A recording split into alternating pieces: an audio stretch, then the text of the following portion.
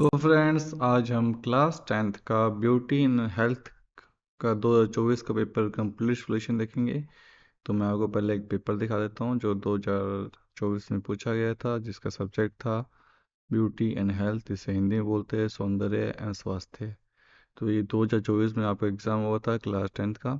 तो ये exam paper है और मैं इसका कंप्लीट सॉल्यूशन कर चुका हूँ पहले से। तो आप देख सकते हो मैंने यहाँ कंप्लीट सॉल्यूशन कर लिया है।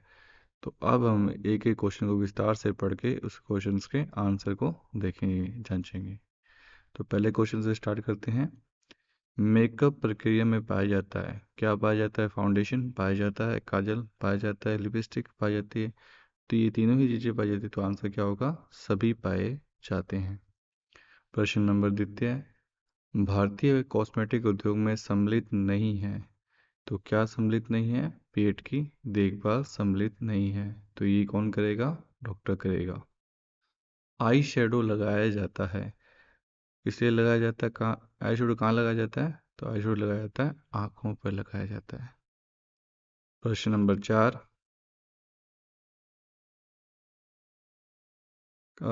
कंटूनर पाउडर किस लिए लगाया जाता है? तो कंटूनर पाउडर किस लिए लगाया जाता है? चेहरे को उभारने के लिए। ठीक है, तो इसका आंसर क्या होगा? चेहरे को, तो इसका आंसर होगा चेहरे को चमकाने के लिए। प्रश्न नंबर 5, एक सकारात्मक प्रभाव बनाने के लिए आपको यह सुनिश्चित करना होगा कि, क्या सुनिश्चित करना होगा? तो उसके लिए आपका आंसर होगा रिसेप्शन डेस्क को सुव्यवस्थित या साफ सुथरा आपको रखना चाहिए, जिससे आपका क्या बनेगा? सकारात्मक प्रभाव बनेगा। प्रश्न नंबर 6, स्वास्थ्य गुटखा का प्रभाव क्या होता है? तो पहला आंसर, पहला ऑप्शन है जीभ की सनसनी का अभाव, ताज़ा सांस की कमी, और उपरोक्त में से कोई नहीं, या ए और ब दोनों।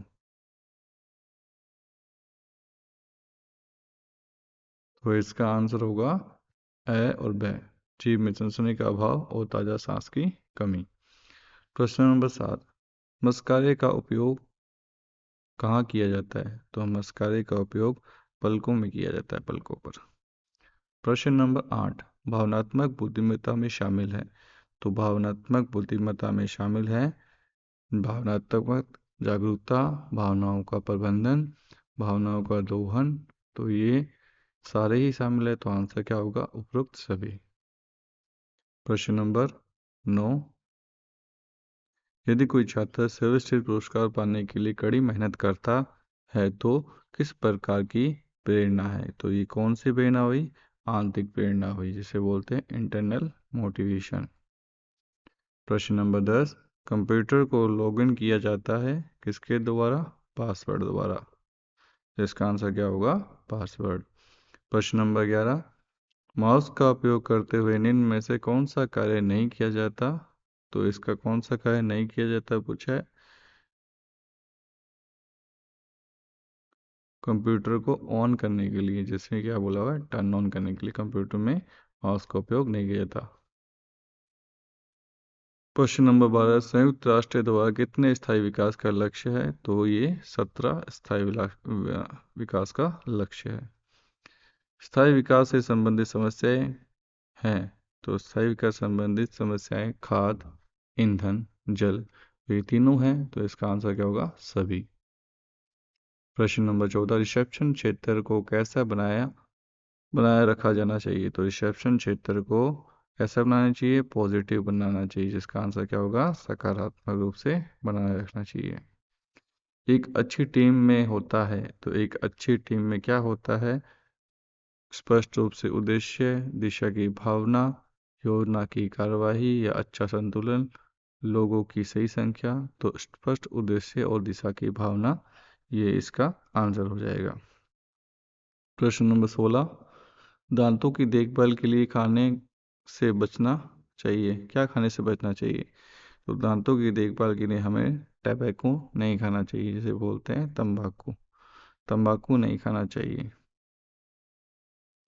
प्रश्न नंबर 17, त्वचा की देखभाल कैसे करें? तो प्रश्न नंबर 17 का आंसर अब देखते हैं हम। त्वचा की देखभाल कैसे करें? त्वचा की देखभाल, त्वचा को साफ रखना, मॉइस्चराइजर और सनस्क्रीन का उपयोग करना चाहिए। प्रश्न नंबर 18 पढ़ते हैं पहले हम। प्रश्न नंबर 18 क्या कह रहा है?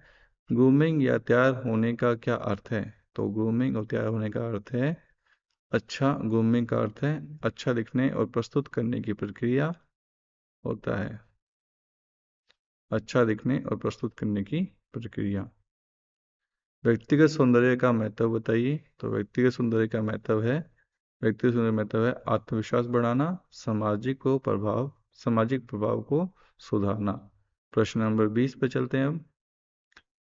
आप अच्छी सेहत कैसे बनाए रखेंगे? तो अच्छी सेहत हम कैसे बनाएंगे? अच्छी सेहत बनाए रखने के लिए संतुलित हम आहार लेंगे और व्यायाम और पर्याप्त नींद लेंगे। प्रश्न नंबर 21। मेकअप ब्रश को कैसे साफ किया जाता है? तो मेकअप ब्रश को कैसे साफ किया जाता है? मेकअप ब्रश को गुनगुने पानी में और शैम्पू से साफ करना चाहिए। इससे हमारा मेकअप ब्रश क्या हो जाएगा? साफ हो जाएगा। प्रश्न नंबर 22 पे चलते हैं अब। प्रश्न नंबर 22 कहता है आईब्रो ब्रश का कार्य लिखिए। तो आईब्रो ब्रश का क्या कार्य है? तो आईब्रो ब्रश का कार्य है भौहों का आकार देना और व्यवस्थित रखना। ये क्या है? आईब्रो ब्रश का कार्य। प्रश्न नंबर 23 पे चलते हैं अब। कौन से उत्पाद का उपयोग एलर्जिक त्वचा पर किया जाता है? तो एलर्जी त्वचा पर कौन सा उत्पाद का उपयोग होता है? तो एलर्जी त्वचा पर हाइपो हाइपोअलर्जेनिक उत्पाद का उपयोग किया जाता है। तो हाइपो एलर्जेनिक का उपयोग किया जाता है। प्रश्न नंबर 24। ब्यूटी उपकरणों की सफाई क्यों आवश्यक है? तो ब्यूटी उपकरण सफाई इसलिए आवश्यक है ताकि बैक्टीरिया और संक्रमण न फैले। प्रश्न नंबर सी भाग पे चलते हैं। प्रश्न नंबर 25। प्रश्न नंबर 25 क्या कह रहा है? मेकअप के लिए आवश्यक किस उपकरण मेकअप के लिए आवश्यक किसी उपकरण को बताइए। तो मेकअप के लिए आवश्यक किस उपकरण का नाम है? तो जैसे या foundation brush, eye shadow brush, beauty blender, lip brush. तो ये इसके लिए आवश्यक है उपकरण। नेक्स्ट है टेलीफोन को अभिवादन कैसे करें? टेलीफोन पे कैसे अभिवादन करोगे आप किसी को? तो आप नमस्कार कहें, नमस्ते कहें, स्पष्ट रूप से रहे, विनम्र स्वर में बात करें। कॉलर की जरूरत को ध्यान से सुने। कॉलर कौन होता है? जिसने आपको फोन किया है। प्रश्न नंबर 27 पे चलते हैं अब। एक प्रभावी टीम सदस्य कैसे बने? एक प्रभावी टीम सदस्य बनने के लिए सहयोगी और उत्तरदायी बने, टीम के लक्ष्यों के लिए प्रति समर्पित रहें, समय प्रबंधन और संचार कौशल विकसित करें। प्रश्न नंबर 28 पर चलते हैं अब। प्रश्न नंबर 28 क्या कह रहा है? बाल सॉफ्ट में क्या सम्मिलित है? तो बाल सॉफ्ट में क्या सम्मिलित होता है? यह है क्यूटिकल, और दूसरा है कॉर्टेक्स, और तीसरा है मेडुला। मेडुला इसमें शामिल होता है बाल शाफ्ट में। प्रश्न नंबर 29। पलकों को बालों के कार्य बताइए। तो बालों को क्या कर रहे हैं? पलकों के बालों का कार्य क्या है? पलकों के कार्य, आई लैशेस का कार्य क्या है? आंखों को धूल और गंदगी से बचाना और आंखों की सुंदरता प्रदान करना। ये किसके कार्य हैं? आई लैशेस या पलकों के कार्य हैं। प्रश्न नंबर 30। प्रश्न नंबर 30 क्या है? त्वचा की देखभाल करने की तकनीकी बताइए। तो त्वचा की देखभाल करने की तकनीकें हैं क्लीजिंग यानी कि क्लिनिक्स, और नेक्स्ट है एक्सफोलिएशन, और तीसरा है हाइड्रेशन। तो ये त्वचा की देखभाल के लिए आवश्यक है। प्रश्न नंबर 31 पे चलते हैं अब। 31 प्रश्न नंबर क्या कह रहा है? संचार के महत्वपूर्ण भाग लिखिए। तो संचार के महत्वपूर्ण भाग है संचार के महत्वपूर्ण प्रेषक जिसे बोलते हैं सेंडर। दूसरा होता है सेंडर क्या भेजता है? मैसेज भेजता है। किसके माध्यम से भेजता है? जो जिस माध्यम से आप सेंडर को मैसेज भेजते हैं, जैसे व्हाट्सएप हो गया, वो एक माध्यम हो गया। और प्राप्तकर्ता होता है जिसे मैसेज आपका मिल गया। प्रश्न नंबर 32 पे अब चलते हैं। प्रश्न नंबर 32 क्या कह रहा है? निम्नलिखित संचार में अंत्य वस्तु बताइए। तो अंत्य वस्तु कौन कौन सी निम्नलिखित संचार में? लिखित संचार में स्पष्टता, संक्षिप्तता होनी चाहिए और औपचारिक भाषा का यूज होना चाहिए लिखित संचार में। प्रश्न नंबर 33 पे चलते हैं। लिखित संचार हो चुका है। प्रश्न नंबर 33 है चेहरे की मांसपेशियों के कार्य बताइए। तो चेहरे की मांसपेशियों के कार्य हैं चेहरे के हाव भाव, फेशियल एक्सप्रेशन को नियंत्रित करना, मुस्कान और भावनाओं को दिखाने में मदद करना, मुंह और आंखों की गतिविधियों को नियंत्रित करना। ये इसके चेहरे की मांसपेशियों के कार्य हैं। प्रश्न नंबर 33 के अथवा में एक क्वेश्चन है, त्वचा के कार्य बताइए। तो त्वचा के क्या कार्य हैं? शरीर की रक्षा करना, शरीर के तापमान को नियंत्रित करना और स्पर्श संवेदनशीलता प्रदान करना। ये इसके कार्य है। प्रश्न नंबर 34। प्रश्न नंबर 34 क्या कह रहे हैं? शेविंग से आप क्या समझते हैं? तो शेविंग से हम क्या समझते हैं? शेविंग चेहरे और शरीर के अनचाहे बाल हटाने के लिए प्रक्रिया है। इसमें रेजर, शेविंग क्रीम और आफ्टर शेव लोशन का उपयोग किया जाता है। इसी के अथवा में एक और क्वेश्चन है, उसी को भी हम देख लेते हैं। थ्रेडिंग तकनीक बताइए। थ्रेडिंग तकनीक क्या होती है उसके बारे में देखो। ये बाहों और चेहरे के अनचाहे बालों को हटाने की प्रक्रिया है। इसमें सूती धागे का उपयोग किया जाता है। ये प्राकृतिक और सुरक्षित विधि मानी जाती है। तो प्रश्न नंबर 35 पे चलते हैं अब। बाल की वृद्धि चक्र समझाइए। तो बाल की explain the growth cycle of hair. तो ये है ग्रोथ। जैसे पहला है एनाजेन और दूसरा है कैटाजेन और तीसरा है टेलोजेन। तो पहला जो एनाजेन है इसमें क्या है? वृद्धि चरण है।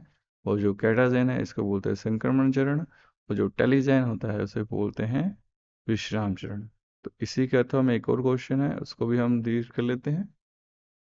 बालों को हटाने की कोई एक तकनीक समझाएं। तो बालों को हटाने की एक तकनीक क्या है? पहला है वैक्सिंग। इसमें एक तकनीक बता दी जिसमें मैं वैक्सिंग बता रहा हूँ। गर्म व ठंडी वैक्स का उपयोग किया जाता है। त्वचा पर वैक्स लगाया जाता है और पट्टी की सहायता से बाल निकाले जाते हैं। तो आज हमने क्लास 10th का जो ब्यूटी एंड हेल्थ का एक सब्जेक्ट पेपर होता है 2024 का, हमने आज कंप्लीट सॉल्यूशन देख लिया है। अगर आपको ये वीडियो अच्छी लगे तो इस वीडियो को लाइक और चैनल को सब्सक्राइब करना ना भूलें। मिलते हैं ऐसी एक नेक्स्ट वीडियो में, तब तक के लिए बाय।